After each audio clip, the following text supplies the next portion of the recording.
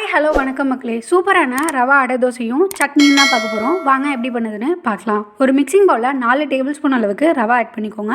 2 table spoon மைதா add பண்ணிக்கோங்க. அதே மாதிரி 2 டேபிள் ஸ்பூன் அளவுக்கு கோதுமை மாவு, உப்பையும் சேர்த்துக்கோங்க. நான் மாவுலேயே மிக்ஸ் பண்ணிட்டேன், அதனால தனியாக உப்பு எதுவும் போடல.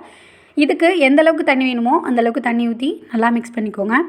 கொஞ்சம் கொஞ்சமாக தண்ணி ஊற்றி ஆட் பண்ணோம் அப்படின்னா கட்டி கட்டியாக இருக்க மாதிரி இருக்கும். நம்ம ஒரே டைமாக இந்த மாவுக்கு இவ்வளோ தான் தண்ணி அப்படிங்கிற ரேஷியோ எடுத்து ஊற்றிட்டோம் அப்படின்னா மிக்ஸ் பண்ணுறதுக்கு நமக்கு ரொம்ப ஈஸியாக இருக்கும்.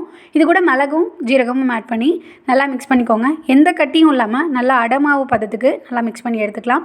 இந்த பதத்துக்கு இந்த கன்சிஸ்டன்சியில் இருக்கணும்.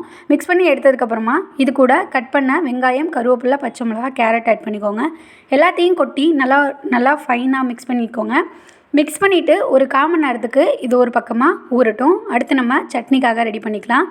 சட்னி அரைக்கிறதுக்கு ஒரு மிக்சர் ஜாரில் ஒரு தக்காளி, ஒரு வெங்காயம், 2 பல் பூண்டு, 4-5 வரமிளகா, உப்பு சேர்த்துக்கோங்க. நல்லா தண்ணி விட்டு நல்லா நைஸாக, எந்த அளவுக்கு நைஸாக அரைக்க முடியுமோ அந்தளவுக்கு நைஸாக அரைத்து எடுத்து வச்சுக்கோங்க. இப்போ ஒரு கடாயில் நல்லெண்ணெய் விட்டுட்டு இது கூட கடுகு, ஜீரகம், கருவேப்பிலை ஆட் பண்ணிக்கோங்க. கடுகு பொரிஞ்சதுக்கப்புறமா நம்ம அரைச்சி வச்சுருக்க சட்னியை கடாயில் ஆட் பண்ணி நல்லா பச்சை வாடை போகிற வரையும் கொதிக்க விட்டு இறக்கணுன்னா சூப்பரான சட்னி ரெடி ஆகிடுச்சு. நம்ம இப்போ தோசை ஊற்றுறதுக்காக போகலாம். தோசைக்கல்லை வச்சுட்டு லோ ஃப்ளேமில் வச்சு ஊற்றுங்க, இல்லைனா அடி பிடிச்சிடும். ரவா ஆட் பண்ணியிருக்கிறதுனால சுற்றி எண்ணெய் ஊற்றிட்டு ஆஸ் யூஷுவல் எப்போயுமே தோசை ஊற்றுற மாதிரி தான் திருப்பி போட்டோம் அப்படின்னா சூப்பரான அடை தோசை நமக்கு ரெடி ஆகிடுச்சு. ரொம்பவே டேஸ்ட்டாக இருக்கும். வெங்காயம்லாம் ஆட் பண்ணியிருக்கனால கண்டிப்பாக ட்ரை பண்ணி பாருங்கள். ட்ரை பண்ணி பார்த்துட்டு எப்படி இருக்குன்னு கமெண்ட் செக்ஷனில் கமெண்ட் பண்ணுங்கள்.